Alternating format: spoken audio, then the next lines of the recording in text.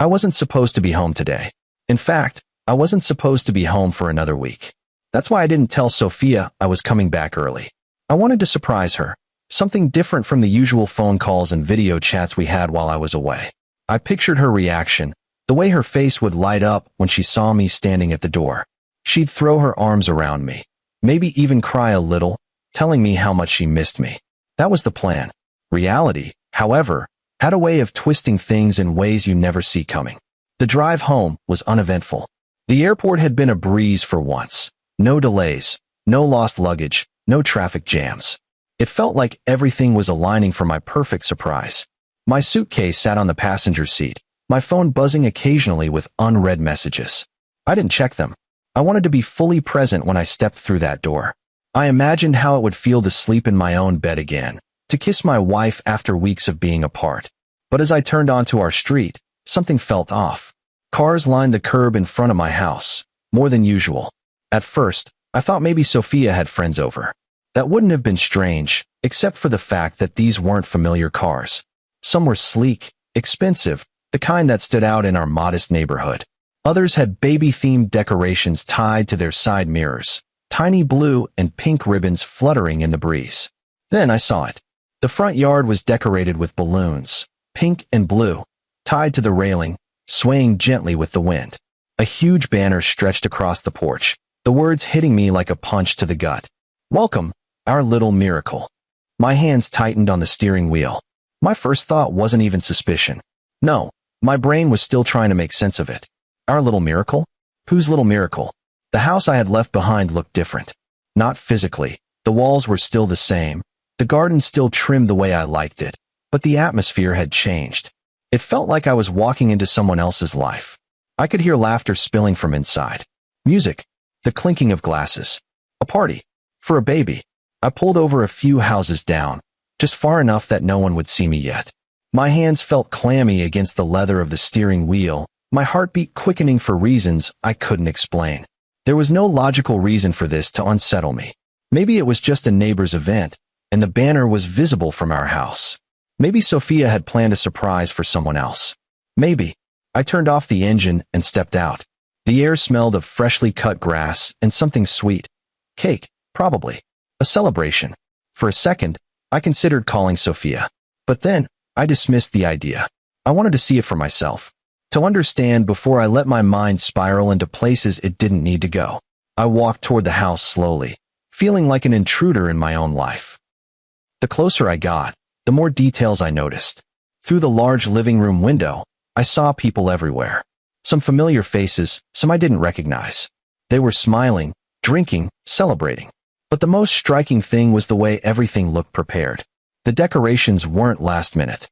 The gifts stacked near the fireplace weren't a casual gesture. This wasn't something that had just come together overnight. This was planned. My stomach twisted. Still, I hesitated. Maybe there was an explanation. Maybe. Then I noticed something else. The front door. It wasn't shut properly. It was slightly ajar, as if welcoming me inside, or daring me to step in. I took a deep breath and crossed the threshold. The moment I stepped in, the noise hit me full force. Laughter, conversations, the soft melody of background music. No one had noticed me yet, and for a brief moment, I wished it could stay that way, because I could already feel it. Something was wrong. Then I saw her. Sophia. She stood in the center of the living room, radiant, glowing. But it wasn't me she was smiling at. It was him. Jonah. My best friend. And his hands, were gently placed on her swollen belly. The belly I didn't know existed. Everything inside me froze. The conversations in the room faded into background noise. My mother, standing near the kitchen, stiffened when she saw me. She knew. That realization hit me harder than anything else. They all knew. Jonah was saying something about the nursery. Something about how he had been painting it himself, how he and Sophia had picked out the crib together. I felt like I was drowning. My mind struggled to keep up, to process. There was no explanation that made sense. No version of this reality where I was not the fool. Sophia turned her head slightly, mid-laugh, mid-conversation, mid-whatever this was, and then her gaze met mine. She froze. I saw the exact moment her world came crashing down. The moment she realized the lie had collapsed. Jonah, unaware, kept talking, his hand still resting protectively on her stomach. We picked it out together last week. He was smiling, like he hadn't just driven a knife straight through my chest, like he hadn't just ruined my entire life. I didn't even feel my mother grab my arm. I barely registered the way she tried to steer me toward the door. "We weren't expecting you today," she whispered urgently, as if that changed anything. As if me arriving today instead of next week somehow altered the fact that my best friend was standing in my house with his hands on my wife. I yanked my arm away, my voice dangerously low. "Talk about what?" I asked, my words slow and deliberate. "Talk about how my wife is pregnant with my best friend's child?" The room fell silent. Someone turned off the music. Even the air felt still, as if it was waiting. Sophia's face had gone pale. Jonah's hands finally dropped from her belly, but it was too late. I had already seen it all. This wasn't a misunderstanding. This wasn't a surprise meant for me. This was betrayal. A perfectly orchestrated, long-kept betrayal. And now, everyone was just waiting to see what I would do next. Silence. That was the first thing that filled the room after my words sliced through the celebration like a knife. The laughter stopped. The clinking of glasses halted. Conversations died mid-sentence. All eyes were on me. My mother-in-law, Marissa, who had been rubbing Sophia's stomach just moments before, pulled her hand away as if it had been burned. My father, Gregory, who had been drinking quietly in the corner, wouldn't meet my eyes. And Sophia, my wife, my partner, the woman I had built a life with, stood frozen in place. Her lips parted, but no words came out. Jonah's hands finally dropped from her belly. I saw him stiffen, his body language shifting from relaxed to rigid, like a man who had just been caught red-handed. Because he had been. Sophia was the first to react. "Noah, please," she whispered. I can explain." Explain? She wanted to explain? Like there was an explanation in this world that could make this okay? I clenched my jaw so hard I thought my teeth might crack. My hands were fists at my sides, my breathing heavy, measured, controlled, barely. "Go on," I said, my voice disturbingly calm. "I'd love to hear it." No one spoke. The weight of my words hung in the air, pressing down on every person in that room. Jonah, who had always been quick with his words, always had a smooth answer for everything, stood there like a guilty coward. The man who had once been my closest friend now looked like he wanted the ground to swallow him whole. And my mother. Oh, my mother.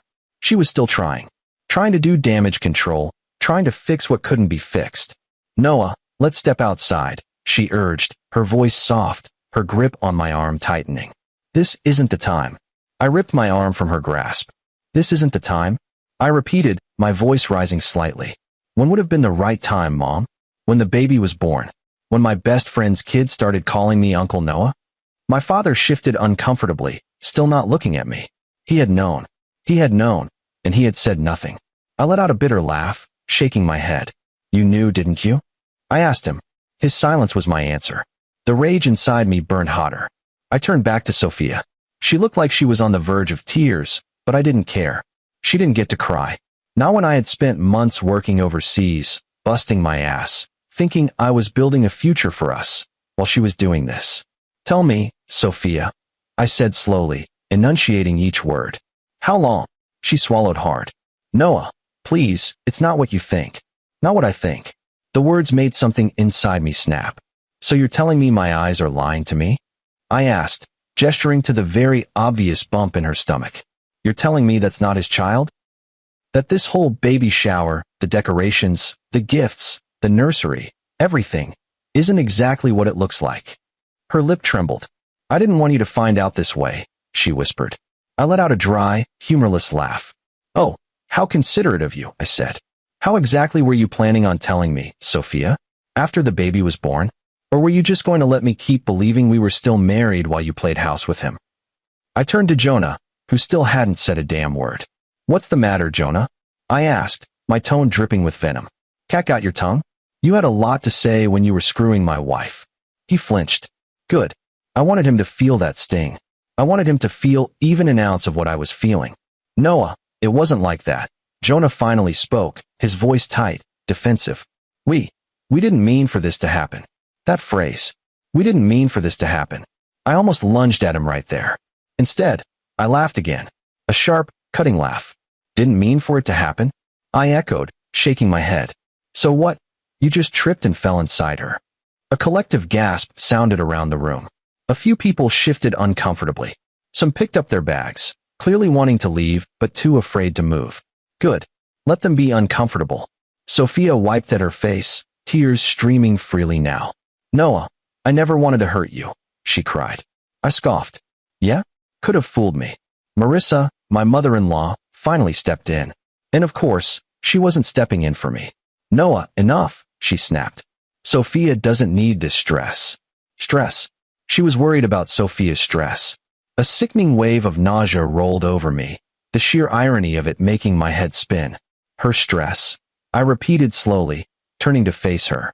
Where was this concern when I lost my baby 2 years ago? Marissa's face drained of color. Sophia sucked in a sharp breath. Jonah looked away. They all knew exactly what I was talking about. 2 years ago, I had sat in a hospital waiting room, gripping Sophia's hand while she cried, my heart breaking as we lost our child before we even had the chance to meet them. I had held her through the nights of grief, whispered reassurances that we'd get through it together, that when we were ready, we'd try again. And now? Now she was carrying another man's child, while everyone around me celebrated like it was some miracle. I felt my chest tighten. I had to get out of there. I turned to the gift table, scanning the neatly wrapped boxes until I saw one with my mother's name on it. I grabbed it, ignoring her protests, and tore it open. A small, white onesie with blue details fell into my hands. She had bought a gift for my wife's affair baby. My own mother. I felt sick. I turned to her, my voice low. You got her something nice, Mom, I said. Did you keep the receipt? Sophia let out a choked sob. My mother's lip trembled. Jonah stepped forward again. Noah, please. I dropped the onesie at his feet. Enough, I said, my voice suddenly cold, emotionless. I looked around the room at all the faces, people I had once trusted, people who had sat in my home, laughed with me, eaten meals with me, all while knowing. I inhaled sharply, forcing myself to stay composed. Then, I turned to Jonah. You better get a job, I told him, my voice calm. Because from this moment on, you're on your own. Jonah's face paled. What do you mean? I smiled. A slow, satisfied smile. It means, Jonah, that while I was overseas, I wasn't just working, I said. I was also consulting a lawyer. Sophia stiffened. Jonah's eyes widened. I let the moment hang before I said the words that sealed his fate. I have proof of every penny I spent on this house, I said. On this marriage. On you. Then, without another word, I turned and walked out the door. Let them all sit in their mess. I was done. The night air hit me like a cold slap as I stepped outside. The weight of the discovery was suffocating, pressing down on my chest like a vice. My hands were shaking, and I couldn't tell if it was from rage or shock. Behind me, the celebration had turned into a stunned silence, but I knew it wouldn't last. The whispers would start soon. The justifications. The excuses. But I didn't care. I couldn't care. Not after what I had just seen. I had spent the last year breaking my back overseas, working endless hours, sending every paycheck home. All for this? For my wife to betray me with the one person I trusted most? A bitter laugh escaped my lips. I should have seen the signs. Maybe I did, deep down. Maybe that's why I never told Sophia I was coming home early. Because somewhere inside me, I had suspected. But nothing could have prepared me for this. Before I could take another step toward my car, the front door swung open behind me. Noah, wait. Sophia's voice. I kept walking. She hurried down the steps, the soft thud of her flats against the pavement barely audible over the sound of my blood pounding in my ears. Please, she begged. Just talk to me. Talk. I stopped abruptly and turned around, barely restraining the storm inside me. Talk to you. I repeated, my voice dangerously calm. Like how you talked to me while you were screwing Jonah. That kind of talk. She winced, wrapping her arms around her stomach as if shielding herself from my words. Good. Let her feel just a fraction of the pain I was feeling. Noah, it wasn't like that, she whispered. I let out a sharp, humorless laugh. Oh, so what was it like, Sophia? Explain it to me. Because from where I'm standing, it looks pretty damn clear. Tears welled up in her eyes. I almost felt something. Almost. But then I remembered everything. The late-night calls where she told me she missed me. The video chats where she smiled, saying she couldn't wait for me to come home. The messages where she told me she loved me. All lies. You were gone for so long, she whispered, voice trembling. You don't understand what it was like being alone all the time. My jaw tightened. So that justifies it? I asked. That justifies betraying me with Jonah? She shook her head quickly. No. I mean, I didn't plan for it to happen. I felt my fingers curl into fists. That's the same bullshit Jonah said. She flinched. Good. Tell me something, Sophia, I continued, stepping closer. When exactly did it just happen? When I was sending money for our future. When I was working night shifts so I could come home and give you the life you deserved. When I called, and you told me you loved me. When I stopped myself, shaking my head. Forget it.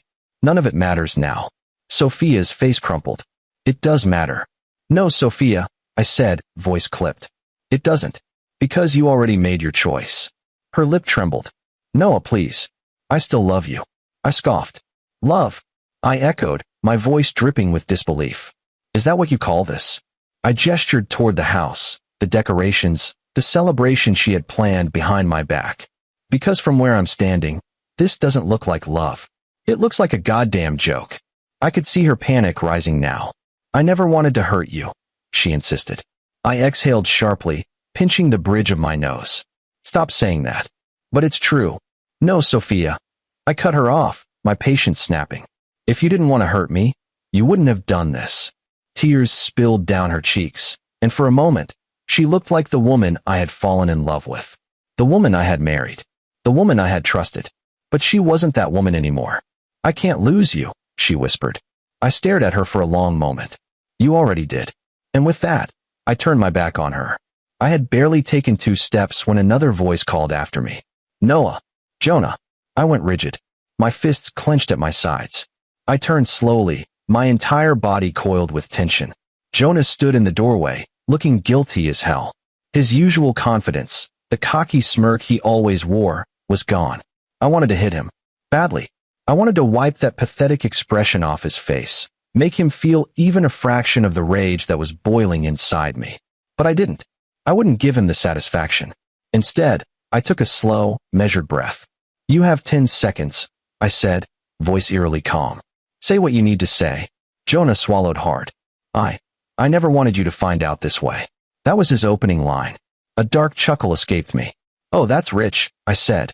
Not I'm sorry, not I shouldn't have done it, not I betrayed you in the worst possible way. Just that you never wanted me to find out this way. Jonah had the decency to look ashamed. No, man. Don't man me. I snapped, stepping forward until I was right in his face. You don't get to call me that. You don't get to act like we're still friends. You lost that right the moment you put your hands on my wife. Jonah looked down, swallowing thickly. I shook my head. Tell me, Jonah, when did it start? He hesitated. Wrong move. I let out another laugh, shaking my head. You don't even have the balls to tell me the truth, do you? It wasn't supposed to be like this, he muttered. I don't remember unlocking my car door. I don't remember getting in. All I remember is gripping the steering wheel so hard that my knuckles turned white. My breathing was shallow, uneven, my heart hammering against my ribs like a caged animal. I was supposed to come home to my wife. I was supposed to surprise her. Instead, I had walked into a celebration for another man's child. I clenched my jaw as my vision blurred for a moment. But I refused to let the tears fall. Not here. Not now. I turned the key in the ignition, the engine roaring to life. My hands were still shaking, my entire body stiff with the weight of betrayal, but I didn't care. I needed to get the hell away from this place. From them. From the house I had built. The house I had paid for. The house that had become a stage for the greatest humiliation of my life. As I pulled away from the curb, I caught a glimpse of them through my rearview mirror. Sophia, standing frozen in the driveway. Jonah, looking lost, confused, terrified. My mother, whispering furiously to my father. Marissa, still holding the banner like some kind of twisted joke. I swallowed the bitter taste in my mouth and floored the gas pedal. I didn't know where I was going. I just knew I couldn't be there. I drove aimlessly, my mind replaying every moment of the past few months. The late-night calls. The I miss you messages.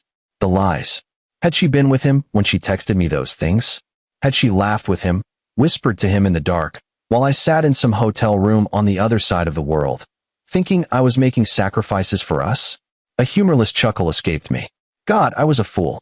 I gritted my teeth, gripping the wheel tighter. The anger in my chest burned like acid, searing through every rational thought I had left. I should have seen it coming. The signs had been there, small, almost imperceptible shifts in her behavior. The way she started hesitating before answering my calls. The way she sometimes took a second too long to respond to my messages. The way she no longer sounded lonely when I told her I missed her. And Jonah, my best friend, the man I trusted more than anyone. I had known him for years. He had been the first person I called when I got the job offer overseas. He had been the one telling me how proud he was, how he'd look after Sophia while I was gone. How stupid could I have been? I pressed the gas pedal harder. The city lights blurred past me. I needed somewhere to think, somewhere to breathe. I ended up at a cheap roadside motel, the neon sign flickering like a dying heartbeat. It wasn't home, but at least it was far away from that house. The receptionist barely glanced at me as I slid my card across the counter. She handed me the key, and I took the stairs 2 at a time, desperate to be alone. The second the door shut behind me, the weight of everything finally crashed down on me. I barely made it to the bed before I collapsed onto it. And that's when I finally broke. I pressed my palms into my face as a sound tore from my throat. Something raw, something ugly. I wasn't crying. Not in the way most people cry. No, this was different. This was years of sacrifice, trust, and love collapsing in on itself. This was grief. Not for a person, but for a life that never really existed. My chest heaved as I lay there, staring at the ceiling, trying to wrap my head around the fact that my marriage was over. That everything I thought I was building was gone. That I had been reduced to nothing more than an afterthought in my own home. I rolled onto my side, my hand clenching into a fist. No, I wouldn't let them have the satisfaction of breaking me. I wouldn't let them win. The next morning, I woke up feeling like I had been hit by a truck. My body ached from tension, my eyes burned from exhaustion, but my mind was clear. And I knew exactly what I had to do. I grabbed my phone and scrolled through my contacts until I found the number. My lawyer.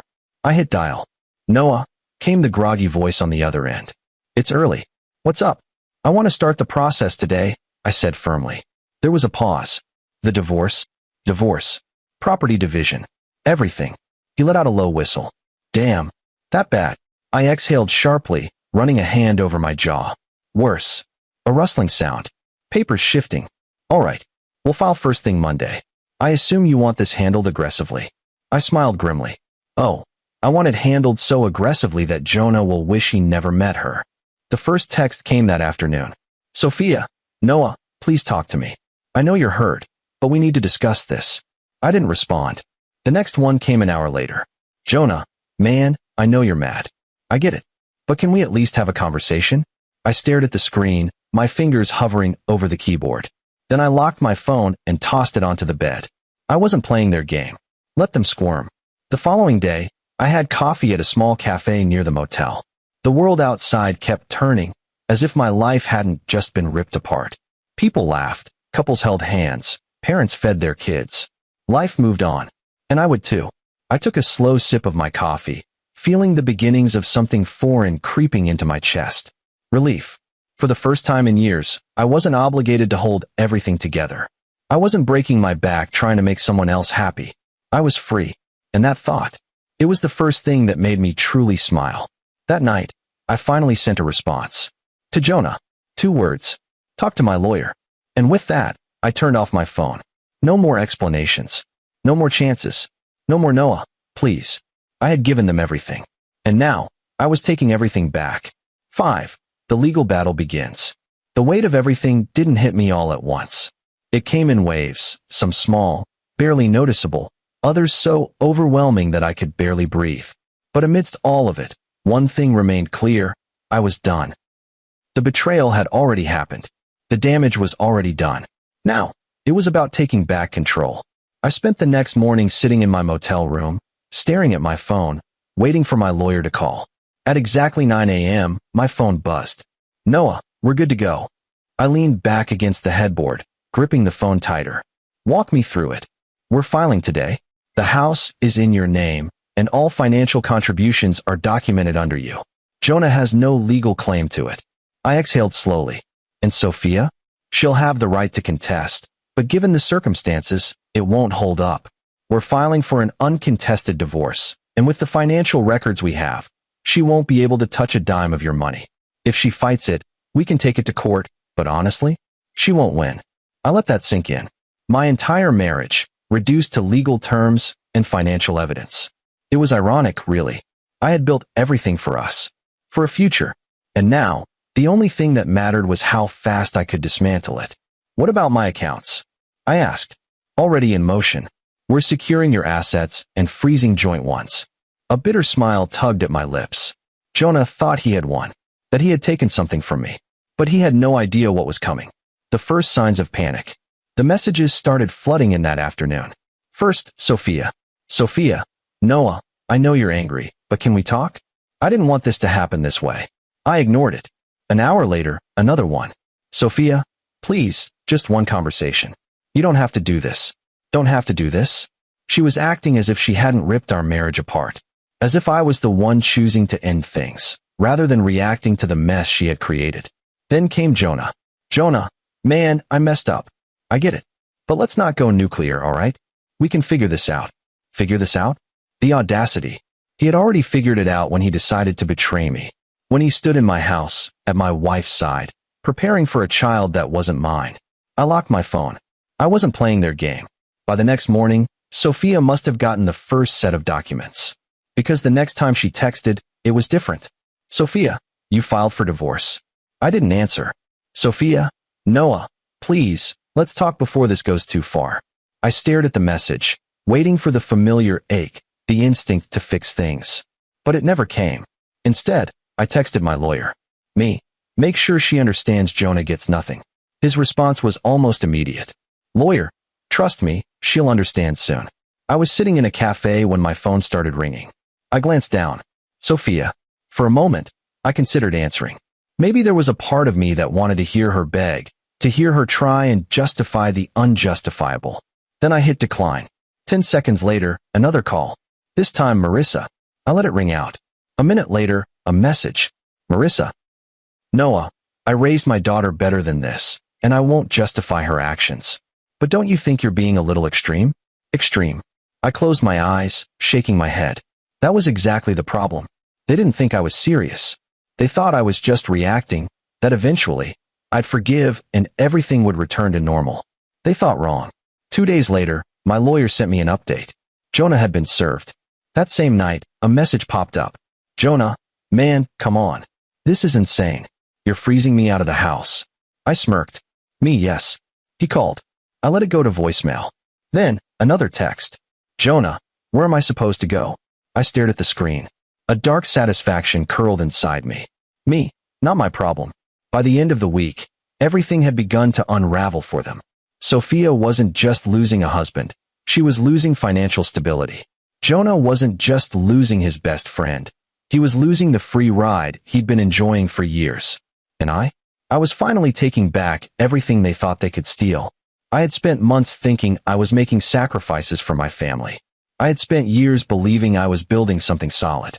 But I was wrong. Because in the end, I wasn't the one making the sacrifices. I was the one being sacrificed. And now, it was their turn to lose. For the first time in years, I felt something unfamiliar bloom in my chest. Freedom. And I wasn't about to waste it. I knew the moment Jonah's life started to fall apart, because the messages stopped being demanding and started sounding desperate. At first, he had tried to reason with me. Tried to talk his way out of this like he always had, thinking I'd eventually calm down and everything would go back to normal. But nothing about this was normal, because I wasn't giving him that option.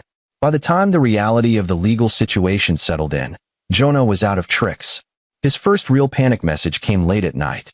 Jonah, Noah, man, can we talk? Please. Just 5 minutes. I didn't reply. He tried again the next day. Jonah, look, I get it. You're angry. You have every right to be. But you're freezing me out of everything. I don't even have a place to stay. I read the message, took a sip of my coffee, and set my phone back down. He had a place to stay. Marissa's couch. It wasn't my problem. Word spread fast. I knew it was only a matter of time before people started realizing that Jonah, who had once strutted around with confidence, always acting like he had life figured out, was suddenly in serious trouble. Some mutual friends tried reaching out to me. Eli, dude, are you sure you want to do this? He's crashing with Sophia's mom. That's got to be humiliating. I smirked. Me good. Eli hesitated before responding. Eli, man, you're really not gonna let this go, huh? Let it go? I leaned back in my chair, staring at the message. They acted like this was a petty argument. Like Jonah had borrowed my car without asking instead of destroying my entire life. Me. Would you let it go if your best friend screwed your wife and then threw a baby shower for their kid in your house? He didn't respond after that. Exactly. The moment I cut off access to the house and joint finances, Jonah must have thought he could just figure something out. Except, he never had to figure things out before. Because I was always the responsible one. Jonah was the guy who floated through life, always landing on his feet because someone else, me, usually, was there to catch him. But now, I had pulled the safety net, and he was free falling. My lawyer confirmed that the mortgage had been entirely covered by me, which meant that Jonah had no legal right to the house. And since he had no job, no income, and no real way to contribute financially, he was left scrambling, which led to the next inevitable breakdown. I was grabbing lunch at a cafe near my motel when I felt a presence hover near my table. I looked up. Jonah. He looked rough. His eyes were shadowed with exhaustion, his hair a mess, his usual confident posture replaced with slumped shoulders. He looked like a man who had lost everything. And he had. Noah, he said, voice lower than I'd ever heard it. Can I sit? I sipped my coffee slowly, letting him stew for a second before I gestured at the chair across from me. He sank into it, rubbing his hands together like he was trying to warm them up. He hesitated, swallowing hard. I know I messed up. I said nothing. He shifted in his seat, uncomfortable with my silence. Man, you gotta believe me. I never wanted this to happen. I tilted my head slightly. You mean you never wanted me to find out? His lips pressed into a thin line. I let out a humorless chuckle. Tell me something, Jonah. What exactly were you planning? Were you just gonna let me keep paying for everything while you played house with my wife? His gaze dropped to the table. I leaned in slightly. You thought I'd be the fool forever, didn't you? He exhaled sharply. I didn't think. No, you didn't. I cut him off. You didn't think about me. You didn't think about the consequences. You thought you could take everything and not pay the price. His jaw clenched. Noah, please, he finally said. I don't have anywhere else to go. I stared at him. Jonah, the man who had stood in my house, rubbing my wife's stomach while talking about their baby, was now sitting in front of me, begging. For a second, I just watched him. Then I took a slow sip of my coffee, savoring the taste, and set the cup down. That's not my problem, I said. His eyes snapped up to mine. His panic was real now. Noah. I cut him off again. I have nothing left to say to you, Jonah. Whatever sympathy you think I have. I leaned back in my chair. It doesn't exist. He swallowed hard, desperation flickering across his face. You don't have to do this. I smiled. Oh, but I do. I pushed my chair back, tossing a few bills on the table, and stood up. Jonah blinked up at me. That's it. I nodded. That's it. Then I turned and walked out. And I didn't look back. Days passed. Then came the eviction notice. Jonah hadn't been able to keep up with the mounting costs. He had no real job, no way to sustain the house without me. And just like that, the place that had been my prison became his downfall. I showed up the day they were forcing him out. Boxes were scattered on the front lawn. Sophia stood to the side, clutching her belly, looking pale and exhausted. And Jonah? Jonah was arguing with the officer handling the eviction. You don't understand, he snapped. I live here. The officer shook his head. Not anymore. Jonah's head whipped around at the sound of my footsteps. The moment he saw me, his expression twisted into pure hatred. You did this, he snarled. I shrugged. No, Jonah. You did this. His hands clenched into fists. You just want to see me suffer, don't you? I smiled slightly, meeting his gaze. Yes. He let out a low, frustrated sound, running his hands through his hair. Where the hell am I supposed to go? I glanced at Sophia. Maybe your baby mama has a solution. She flinched. Jonah turned to her, waiting for an answer. She said nothing. Jonah's face crumpled. Even she wasn't going to save him. The officer stepped forward. You need to leave the property now. Jonah turned back to me, his expression shifting from rage to something I hadn't seen before. Fear. Noah, he tried again, voice quieter now. Man, please. I didn't say a word. I just watched as the reality set in. Jonah, the man who had stolen everything from me, was now left with nothing, and it was his turn to walk away. He grabbed a box, his shoulders slumped, and started down the street. And for the first time since this all began, I finally felt free. Jonah didn't bounce back. I knew that because, despite cutting off all communication, word still reached me. Friends, real ones, kept me updated, sometimes out of concern, sometimes because they just wanted to see how I'd react. Each new piece of information was a reminder that karma had finally caught up with him, and I enjoyed every second of it. Jonah had been staying at Marissa's house, which was barely an upgrade from sleeping in his car. I heard he tried getting a job, failed. He tried couch hopping, burned too many bridges. Even people who had once liked him, who had supported him, started pulling away. Why? Because no one respects a man who destroys his best friend's life and still ends up with nothing. It was poetic justice, really. Sophia wasn't faring much better. Without me, she had to rely entirely on Jonah, who had already proven himself to be useless. It didn't take long before cracks started forming. Because what happens when you take away the comfort, the stability, the security? People show their true colors. And Sophia? She finally saw Jonah for what he really was. A leech. Which is why, a few months later, I got a text from an unknown number. I almost ignored it. But curiosity won. Unknown number. I left him. I stared at the message for a long moment, feeling an unfamiliar sensation. Not regret. Not sadness. Satisfaction. Because I already knew who it was from. Sophia. I later found out through a friend that Sophia had dumped Jonah. And not just dumped him, she wanted alimony. I nearly choked on my drink when I heard. You're kidding, I said, shaking my head. My friend grinned. Dead serious.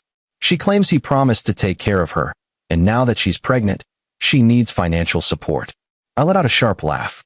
Jonah, who had betrayed me for this woman, was now getting played in the exact same way. The irony was delicious. And the best part? Jonah didn't have a damn penny to his name. He had thrown away everything. His friendship, his reputation, his financial stability. All for a woman who was now taking him for whatever little he had left. It was the perfect ending. Or so I thought. One night, I found myself at a bar. It wasn't the kind of place I used to go. It was quiet, low-lit, barely crowded. Just the kind of place where I could drink in peace without worrying about running into ghosts from my past. But fate had a twisted sense of humor.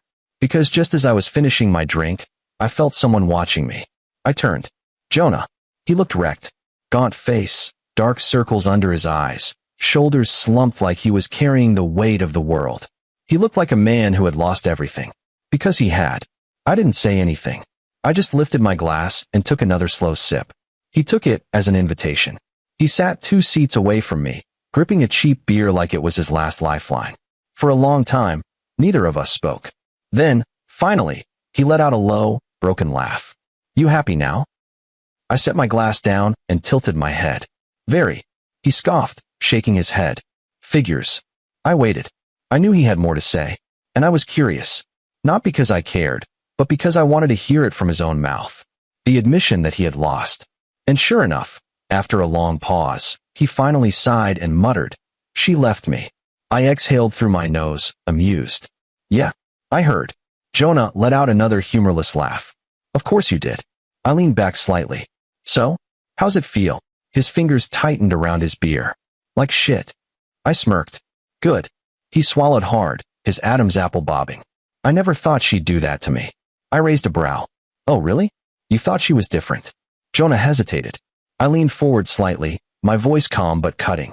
Tell me, Jonah, how did your great love fall apart so quickly? He opened his mouth, then shut it. Because he already knew the answer. Because I already knew the answer. Because Sophia only wanted him when he was convenient. When he had something to offer. When he was stealing someone else's stability. But the moment he became a liability, she threw him away. Just like he did to me. And now? Now he was drowning. Noah, he finally said, his voice quiet. I held up a hand. Don't. He swallowed hard. Man, No. He blinked. I shook my head. Whatever you were about to say, save it. I don't want your apology.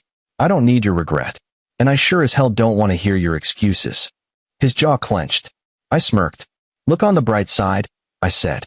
You and Sophia got what you wanted. You don't have to feel guilty anymore.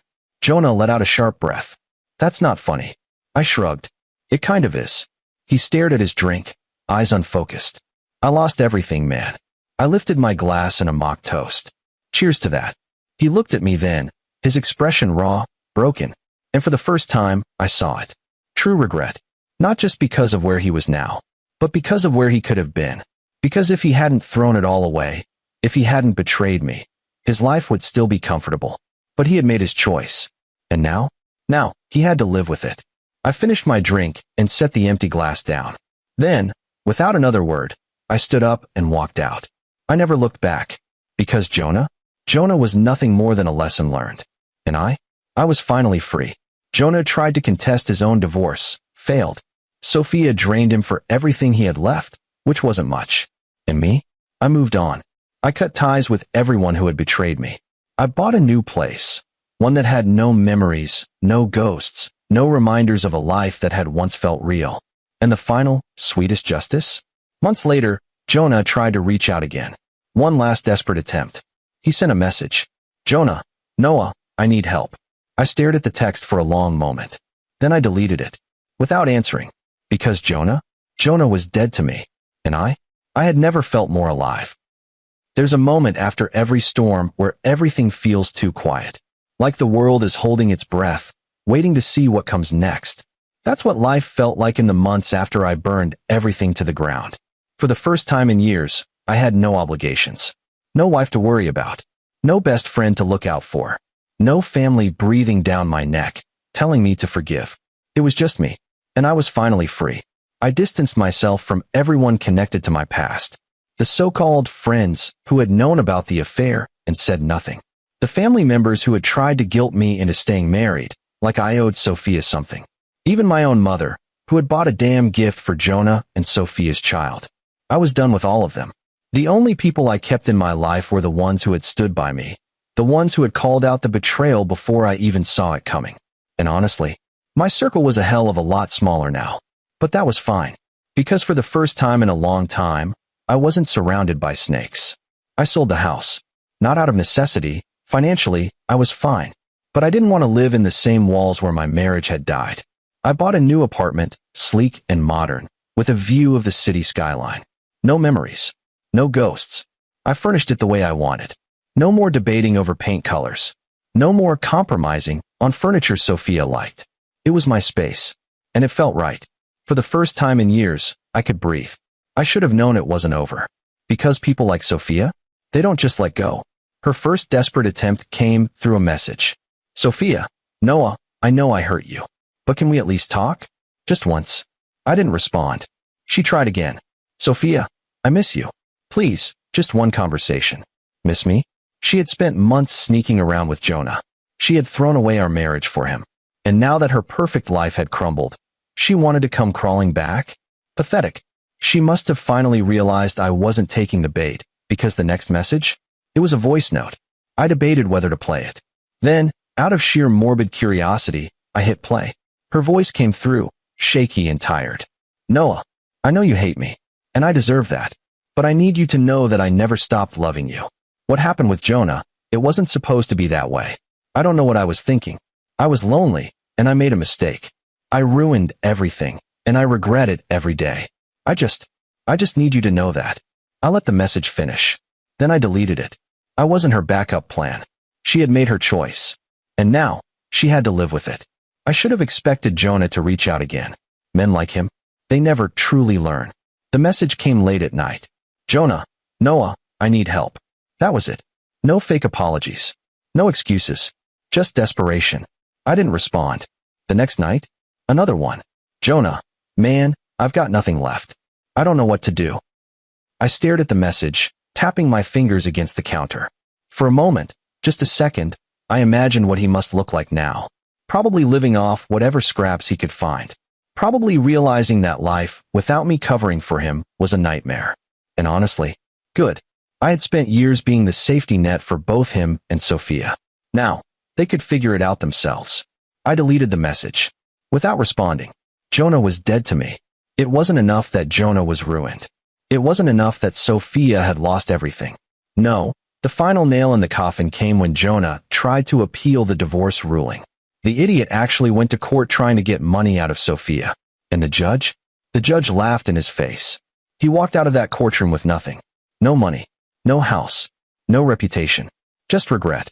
And for the first time in months, I slept like a baby. Months later, I was sitting in a cafe, sipping my coffee, when I saw them. Sophia and Jonah. Not together. They weren't a couple anymore. But they were both broken. Jonah was thinner than before, looking exhausted, drained, aged. Like life had kicked him down, and he had stayed there. Sophia? She was pushing a stroller, looking miserable. And me? I was fine. I finished my coffee, left a tip, and walked past them. For a brief moment, Sophia's eyes met mine. And in them, I saw everything. Regret. Shame. A silent plea for something. Anything. I held her gaze for a second. Then, slowly, deliberately, I smirked. And kept walking. Jonah and Sophia became irrelevant. People stopped talking about them. The scandal faded. But me? I thrived. I traveled. I met new people. I lived. And best of all, I never wasted another second on traitors. Because in the end, justice had been served. And I was finally, completely free.